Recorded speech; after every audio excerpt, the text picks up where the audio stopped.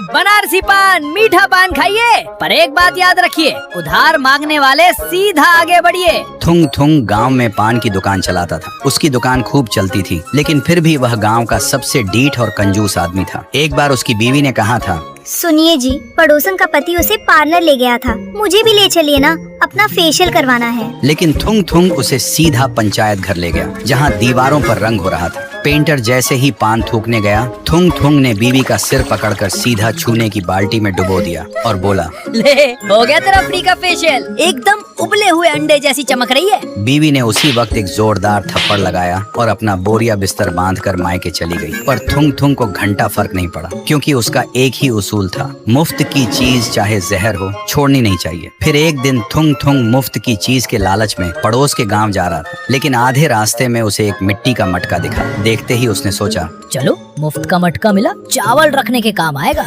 लेकिन जैसे ही उसने मटके को छूना चाहा, अचानक मटका खड़ा हो गया और उस पर हाथ पैर, मुंह और आंखें बन गईं और एक खोखली आवाज में बोला, मैं मटका भूत हूँ, तूने मुझे छूने की कैसे सोची? अब मैं तेरा सारा खून पी जाऊंगा। लेकिन थुंग थुंग डरने की बजाय उसे अपने कंधे पर बिठाया और चलते हुए बोला, अरे पी लेना भाई, पर पहले घर तो चल, बाहर बहुत धूप है।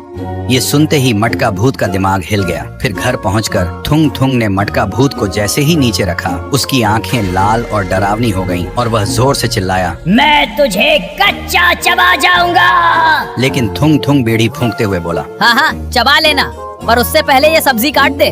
और हाँ, आज से तू रात को अपनी ये लाल आंखें जला कर रखेगा, मेरा बिजली का बिल बहुत आ रहा है। भूत गुस्से से पागल हो गया, पर उसने सोचा, इसका मरना तो तय है, चलो इसकी आखिरी ख्वाहिश पूरी कर देता हूँ। लेकिन थुंग थुंग की डिमांड बढ़ती ही जा रही थी। कभी वह भूत से घर की सफाई करवाता, तो कभी उससे अपने पैर दबाता। और जब मटका भूत चिल्लाकर बोलता, मैं कोई नौकर नहीं हूँ, मैं भूत हूँ, तो थुंग थुंग हमेशा एक ही बात बोलता, देख भूत के बच्चे, मुफ्त में घर में रहना है तो काम करना पड़ेगा। बेचारा मटका भूत जो 500 साल से लोगों को डराता था, अब वह थुंग थुंग से ही डरने लगा था। लेकिन एक रात जब थुंग थुंग गहरी नींद में होने का नाटक कर रहा था, तब मटका भूत चुपके से जान बचाकर भागने लगा। पर थुंग थुंग ने उठकर जब खिड़की से उसे भागते हुए देखा, तो उसकी खुशी का ठिकाना नहीं था, क्योंकि असल में अंदर ही अंदर थुंग थुंग की फटी हुई थी। उसे उसी दिन समझ आ गया था कि उसकी यह कंजूसी और मुफ्त की आदत आखिरकार उसे मौत के मुंह में ले आई है। इसलिए डरने की बजाय उसने भूत के सामने न डरने का नाटक किया, ताकि भूत परेशान होकर खुद ही भाग जाए। और उस दिन के बाद से थुंग थुंग बिल्कुल सुधर चुका था।